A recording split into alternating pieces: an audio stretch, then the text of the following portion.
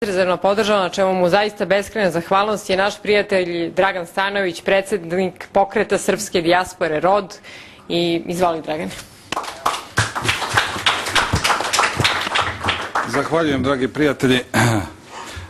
Samo ukratko da se predstavim, pošto smo prvi put ovako na konferenciji. Mi smo formirali nedavno, bukvalno pre mjesec dana, Pokret srpske dijaspore. Preko 16 država su osnivači, to su lideri dijaspore sa svih kontinenata. Zašto je to urađeno? Zato što smo shvatili da se donose sudbonosne odluke po našu državu i da je naš rod ugrožen kao i država kompletna i da je prosto neshvatljivo da 5 miliona ljudi ostane vani i da ih ova država ne pita ni za šta ili da mi ne reagujemo na ono što se dešava u ovoj državi. Jedan od ključnih pitanja jeste, i on je i po našem statutu regulisan, jeste borba za porodične i tradicionalne vrednosti. Mnogi govore o tome, međutim ja hoću da kažem da mi u dijaspori imamo naravno različita iskustva, različite su države, ali se sve svodi na to da čovjek mora da ima pravo na izbor. Da li je to u pitanju vakcina, da li je u pitanju njegovo opredelenje u bilo kom pravcu života, ali vi morate da imate pravo na izbor. Ja sam uvek pitao da li neko snosi odgovornost za to što mene država obavezuje da uradim nešto što ona smatra da treba da uradim. Ako odgovara, kako odgovara, na koji način, da li je to personalno, znači onaj koji je doneo taj zakon, koji je potpisao taj zakon, i na koji način će biti realizovano, znači ta garancija bezbednosti koja je u stvari najopasnija po našu decu, jer oni na ovaj način uništavaju porodicu. Mi vidimo da je problem svugde u svetu, posebno kod pravoslavnih država, gde se znači porodica stavlja u jednu nišu koja daje pravo manjinskim ovim ljudima da, odnosno manjina upravlja većinom, ili tako? Znači, ceo ovaj proces koji se dešava danas jeste u stvari jedan globalni proces koji ja taj proces nazivam, vi znate svi da smo imali totalitarne režime, to su fašistički režimi, to su, ne znam, komunistički i tako dalje. Ovo je liberalni ili neoliberalni režim, to je isto totalitarni režim koji vas opredeljuje da svi morate misliti na isti način, morate djelovati na isti način. Svi oni koji se suprotstave tom sistemu totalitarnom, oni su njihova legalna meta, a u ovom našem slučaju to su upravo naše porodice, to je naša vjera, to je naša kultura, naša tradicija. Dakle, mi, ljudi, Srbi u dijaspori, ne možemo da ostanemo po strani kada je u pitanju naš rod, kada je u pitanju uništavanje naše porodice, naše tradicije. Sramno je da ovde nekoliko žena se bori za tu porodicu kao da svi ostali nemaju tu porodicu. Moje pitanje je naravno i ovima u vlasti. Dobro, shvatamo mi da ste vi sluge globalnog režima koji vam daje naloge šta treba da radite, ali mi nije jasno da li oni razmišljaju gdje će njihova deca da žive sutra. Da li su oni svesni da oni ovim uništavaju u stvari u korenu, znači naciju, da mi nećemo jednostavno postojati kroz određeni period. Nas nije nekoliko milijardi, a i da jeste, niko im nije dao pravo da uništavaju našu porodicu. Mi ne govorimo sada samo o porodici, mi govorimo o cijelo društvo, znači sve ono što se dešava u Srbiji je prosto katastrofa, jer to je otimanje teritorija, to je znači uništavanje porodice, to je uništavanje ekonomije, to je uništavanje svega ono što je vredno. Znači mi smo kao neki simbol vrednosti, pošto sam ja živio dugo godina u Rusiji, mi smo tamo, kako da vam kažem, znači prepoznati kao jedan ponosni narod koji ume da brani svoje temelje, koji ume da brani svoju porodicu. Jeste.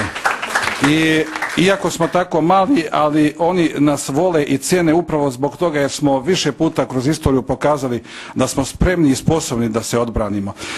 Ja naravno moram da dam podršku ne samo Jovani, nego svim njenim saradnicima, svi koji se bore, jer prosto je nevjerovatno, za mene je neshvatljivo. Ja bi očekivao da na tom mitingu bude bar jedno 90% onih koji žive u Beogradu, ako ništa drugo.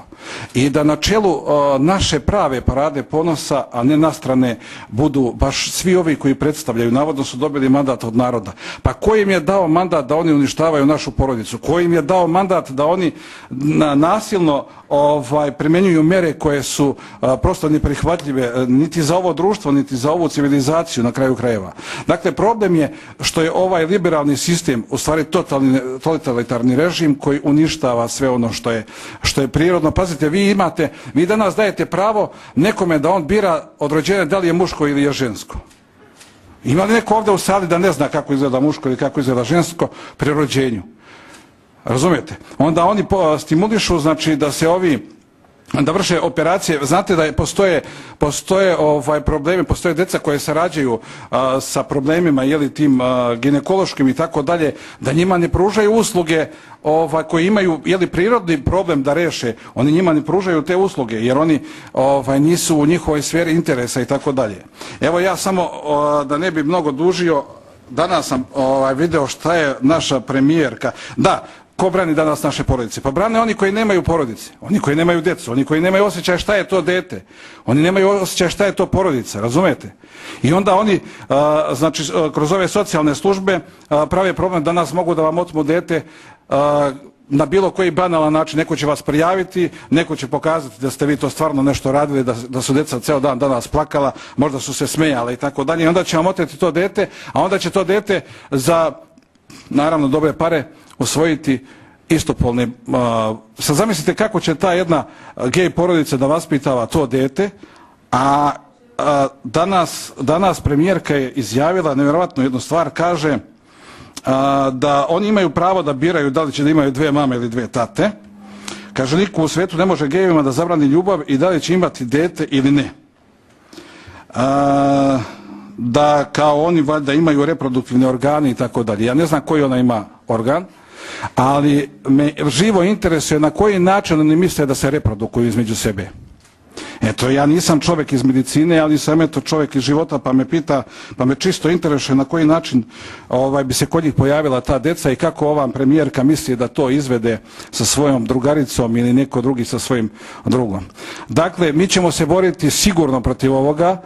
Ja smatram da treba da se napravi jedan ceo međunarodni pokret. U svakom slučaju ja ću raditi na tome da se kroz dijasporu iniciraju, znači, te mogućnosti da odbranimo, jer mi danas branimo ne samo porodicu, mi branimo civilizaciju, branimo cijelo ovo društvo od ovih nastranih ljudi.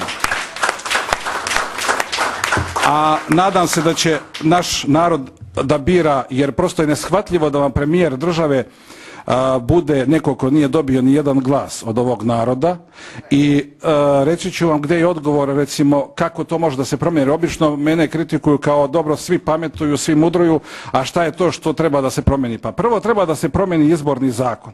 Dakle, ne možete vi da glasate, pazite, vi dobijate premijera nekoga koga 90% ljudi u državi ne podržava. Vi dobijate gradonačelnika koga niko ne podržava, koji je 15 godina gradonačelnik, a svi ga mrze. Pa da ne nabrajam. Dakle, sistem izbora mora da se menja, znači vi morate da glasate za lice, za ime i za prezime, za čovjeka koji će da odgovara za svoje postupke i koji će da vam, ako kaže da sam ja protiv nečega ili za nešto, on mora zato da odgovara, da vi imate mehanizam da možete da ga opozovete. Čak i da nemate, sljedeći izbori moji, znači naravno da me niko neće podržati, jer ja sam izlagao, ja sam govorio da sam za Rusiju, ja sam govorio da sam za pravoslavlje, za tradicionalne vrednosti, odjedanputa sam promijenio sve to i postao sam nešto drugo. Pa znači zato morate da odgovarate. Znači prvo jeste da se promijeni taj sistem. Naravno da narod mora da, pazite, ako porodica nije način da se mi ujedinimo, onda ne znam šta je to što može da nas ujedini. Jer mi treba, znate, oni nalaze novo tržište, znači ovo što oni rade, to je tržište za te gej lobby, jer oni u stvari najjeftinije im nekako u Srbiji dođe, jer se dogovore sa vlastima, dogovore se sa socijalnim centrima i oni su obezbedili sebi, ja se izvinjavam, robu, jer oni to tako smatraju. Nećemo im dati tu robu, nego će dobiti ono što zaslužuju.